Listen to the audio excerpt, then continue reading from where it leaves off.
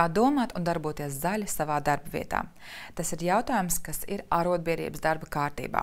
Piemēram, Somijas arotbiedrības uzsver to kā prioritāro jautājumu, pat svarīgāku par darba samaksu, jo nav darba vietas uz mirušas planētas. Tas ir viss mūsu kopīgs uzdevums iekļaut ikdienas pienākumos un rutīnā gan mācīšanos, gan darba aizsardzību, gan datu aizsardzību, gan arī vides aizsardzību, kas veidotu mūsu darbvietas zaļākas, ilgtspējīgākas un drošākas mums un visai planētai. Tāpēc ir noslēgts, piemēram, Norvēģijā pirmais zaļais koplīgums. Eiropas Savienībā uzsver sociālajie partneri zaļo sociālo dialogu ar vienu vārdu ilgtspēja un rūpes par mūsu dabu. Abonē mūsu YouTube kanālu un ieskaties www.lsab.lv.